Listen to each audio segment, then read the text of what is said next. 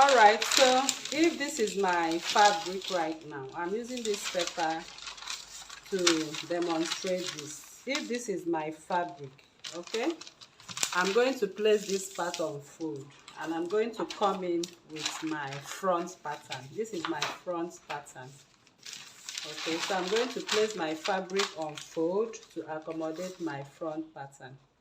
So this is exactly how you are going to place your front pattern. You can see that. So I'm placing it on fold, and I'm going to cut out my skirt pattern right away.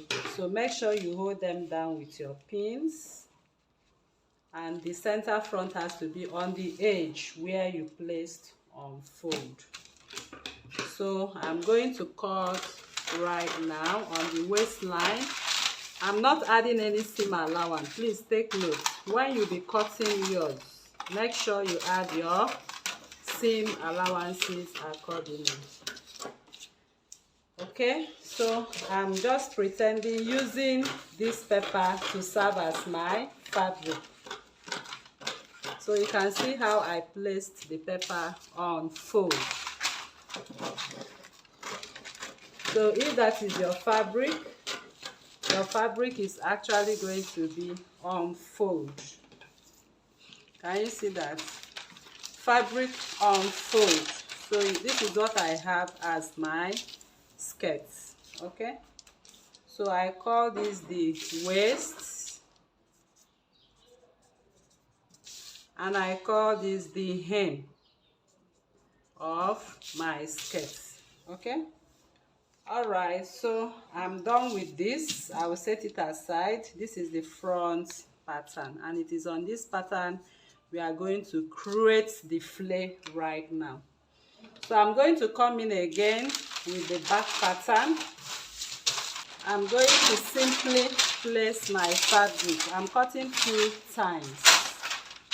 Okay, so you can see how I place my fabric. All I will do is to drop my fabric.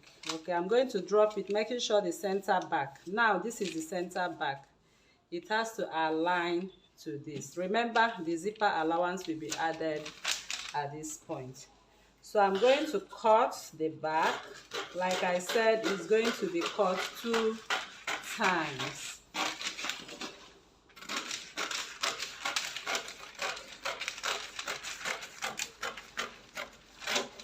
Okay, so I'm cutting on the waistline right now. So I will pretend adding my zip allowance. Okay, so I'll just rule a line on this to show where I'll be having my zipper allowance. So I call this my zip allowance, and your zip allowance is supposed to be 1 inch. So this is the zip allowance, and I'm cutting off on the allowance. So I take off this pattern. You can see that one pattern has served for front and back because they actually look alike. So this is what I have, and this is the center back. You can see the center back is 2 times. So this is the waist, and this is the hem. This is the zipper allowance. This is the waist for the second one, and this is the hem of the skirt. So this is that, and this part will be open. So I come in with what I have right here, which is the front pattern, and I'm going to sew the sides of this pattern. I'm going to sew the both of them. Okay, so in doing that, I'm going to use my adhesive to pretend sewing the sides of my skirt together. So I've sewn it together now, and it opens as one layer for me. Can you see that? So it opens together as one layer. So once you sew it, this is what you are going to have for your skirt. So I'll just, okay, this is the part we are supposed to curve. Okay, all right, so I will also come up to this other part, and I'm going to sew this part to this part as well, because the zipper allowance should be at that point. So I apply my adhesive to sew my skirt.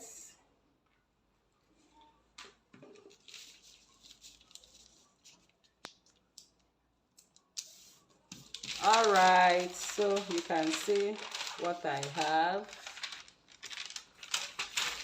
or better still, I can just place it like this. Okay, just for demonstration purpose. So now we have our full A-line skirt now. So this is what you are going to have for your full A-line skirt. So it's time for us to start creating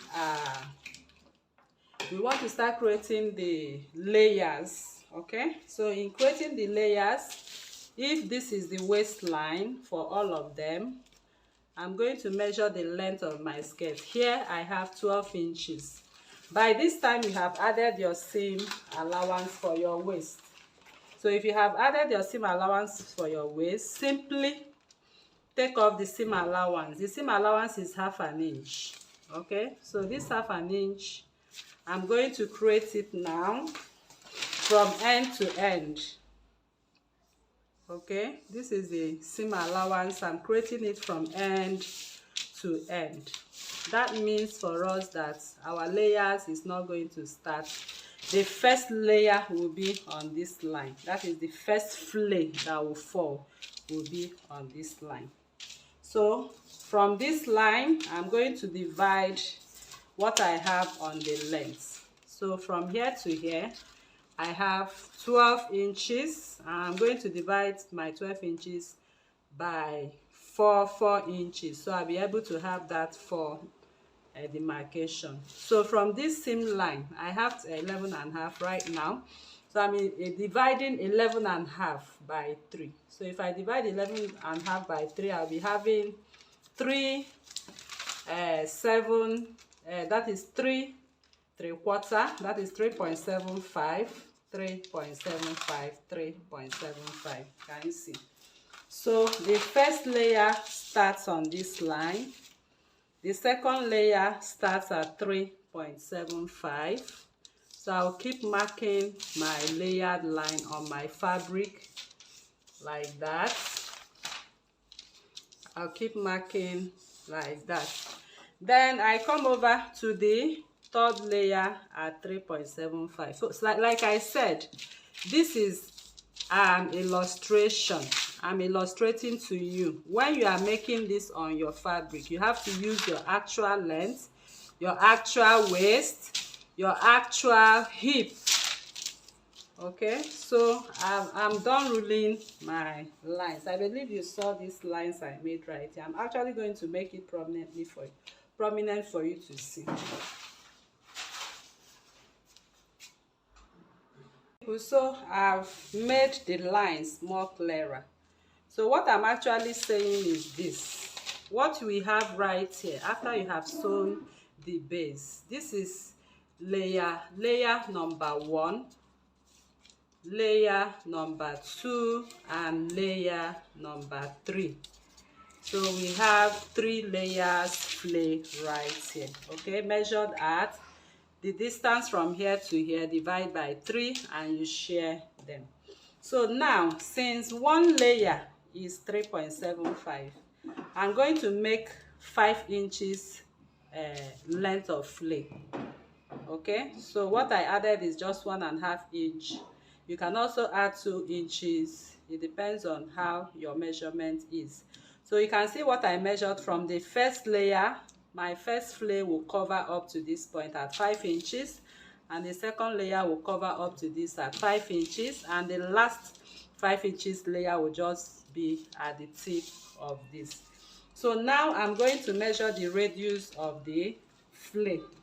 The radius of the flay, since the flay is going to be attached on the base of this skirt, I'm going to measure, excluding the seam allowance. Please don't add. Okay, we can add our seam allowances. It's okay, we can add the seam allowances because we are going to sew the skirt up to we are going to sew up to this point, okay, to the zipper allowance. So the measurement I'm going to take now for my flare, the first flare, I'm going to take the measurement of the first flare from here to here like this. So whatever result I have, I'm going to divide by 6.28. okay, so I'm going to divide by 6.28 for each one of them. So I'll be writing them down. The first flare, the first layer flare, first layer is going to have a length of 5 inches, and the radius is equal to 27 divided by 6.28. so that will be the radius we'll be using to cut the first flare with a length of 5. Then the second layer is also going to have a length of 5 inches, just as we measured, and the radius is going to be, so we are going to measure the radius now. So I'm going to measure the circumference of the second layer flare. This is the circumference of the second layer flare. Here I have 36. So I come back to my measurement and impute 36 divided by 6.28. That is the radius we are going to work for the second layer. Now for the third layer, I will come back to the third layer to measure from here to here. I'm going to take my measurement of what I have on the last layer. So here I have 44. So 44, third layer will have the length of, remember all of them has the same length of 5 inches, but radius here is 44 divided by 6.28. so whatever calculation you have right here, that is what we are going to work on the radius. So here I'll be working with 4 inches, here I'll be working with 6 inches, and here I'll be working with 7 points and thereabouts. Okay, all right people, so it's time for us to cut our 360 degrees flare. So in cutting our 360 degrees flare,